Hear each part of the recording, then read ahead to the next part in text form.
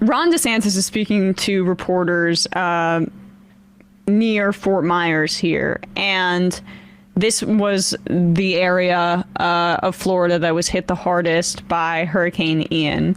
And naturally, Ron DeSantis is trying to, I guess, embed his right-wing ideology and potential campaign platform into his disaster response. So this is what he had to say about looters. This is his focus, as there are dozens of people dead in the area. Don't do looting. We're going to come after you. And we're a Second Amendment state, so others are going to come after you too. This really is just another piece of despicable information about this person. The other thing that we're concerned about, particularly in those areas that were really hard hit, is, we want to make sure we're maintaining law and order. Don't even think about looting. Don't even think about taking advantage of people in this vulnerable situation. And so local law enforcement is involved in monitoring that. I told Kevin if the state needs to help as well, because you can have people, bringing boats into some of these islands and trying to ransack people's homes. I can tell you, in the state of Florida, you never know what may be lurking behind somebody's home. And I would not want to chance that if I were you, given that we're a Second Amendment state.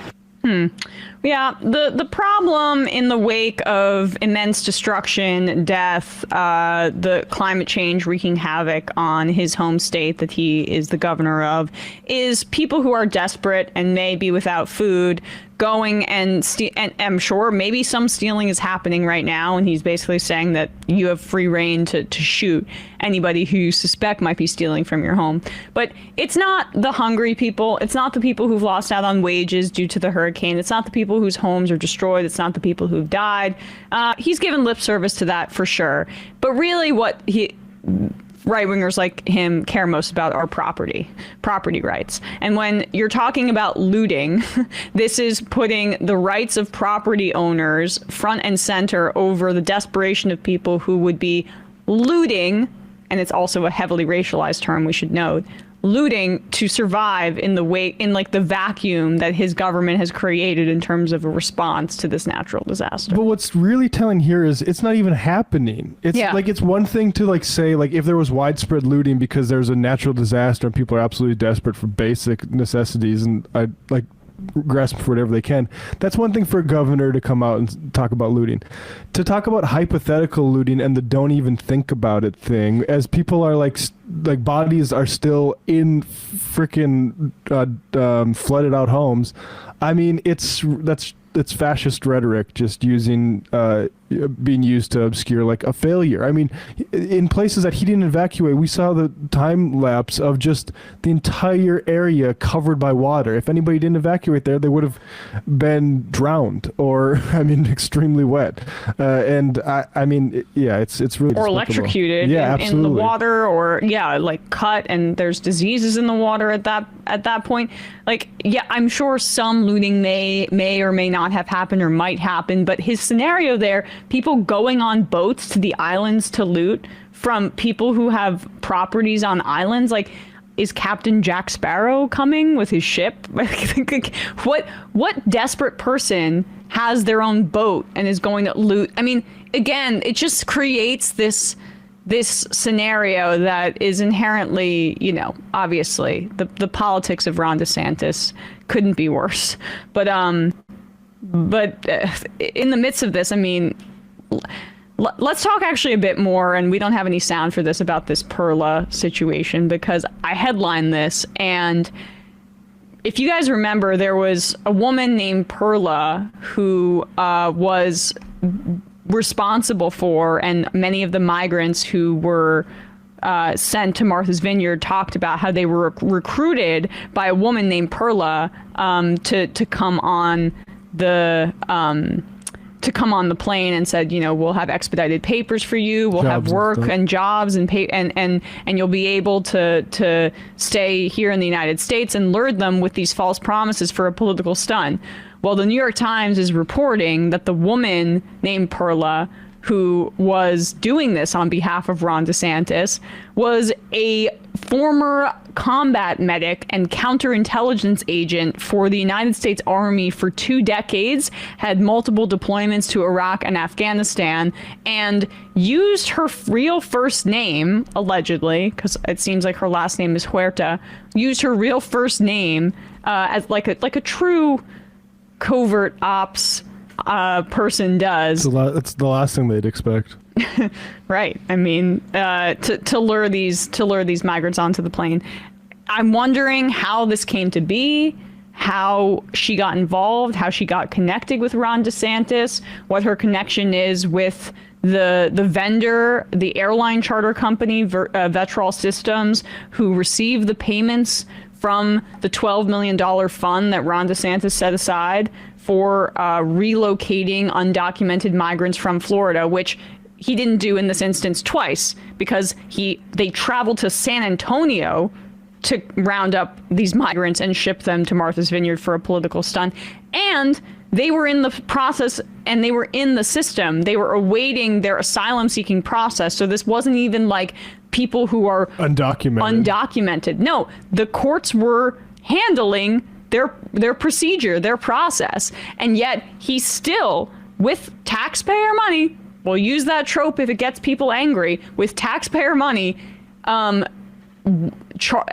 outsourced and chartered a plane and the company that was responsible for that plane, that chartered that plane, was a major Republican political donor, and then got a former counterintelligence operative to lie to these migrants and lure them onto a plane and kidnap them to send them to Martha's Vineyard, all while saying that this was some part of Florida relocation program.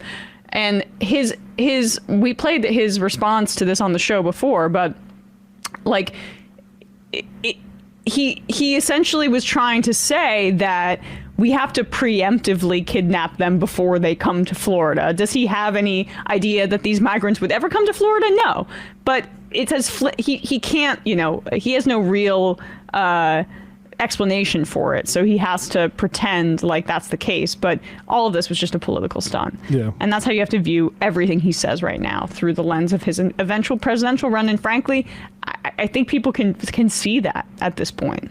The callousness about death. We're about 60 people, maybe over that, reported dead in Florida, 4 in North Carolina, and 3 in Cuba.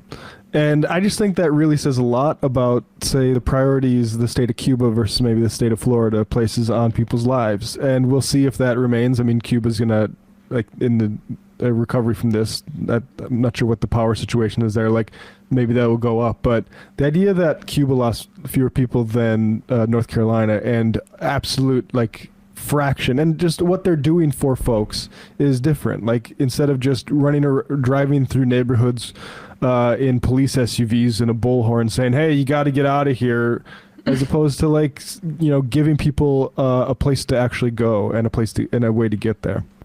Migrant Voice. Sorry for being an a-hole, but this is a genuine question from my dad, who is a moderate. He is asking if the opinion and voice of migrants who were bused matters, because it is documented that they were grateful for DeSantis, and actually most of them, if not all, thanked DeSantis for sending them to better cities. Do you think they are just ignorant and unaware, and their cities in the plan don't matter?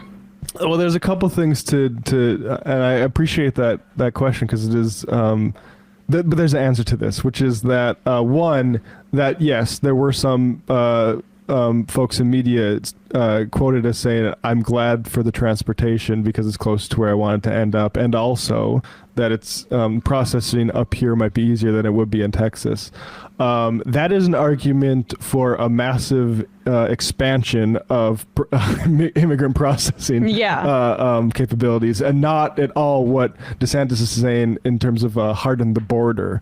The argument is that they were able to, yes, they were able to get through a transferring process much more easily because of the national media coverage of this. But there are thousands and thousands of migrants who don't get this treatment and won't, just because they aren't used as political props. And I would say it's a bit of a dog bites man, man bites dog thing, because of course, like, it's gonna be newsworthy for the migrants that say, like, oh yeah, I appreciate it. The ones that say, like, actually this is extremely fucking inconveniencing that I was lied up here, and also that my documentation was fucked up because they put, like, all these wrong addresses on, and so now I'm actually delayed like 10 years in how I'm going to get citizenship because of that. So I appreciate it, but this is what happens when you're moderate, is you're wrong.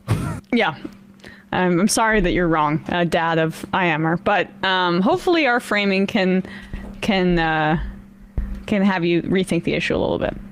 Leach says, was at my niece's party in rural Minnesota this weekend and heard all about the litter boxes in schools and rainbow fentanyl. Quite eye-rolling. Oy, oy, oy.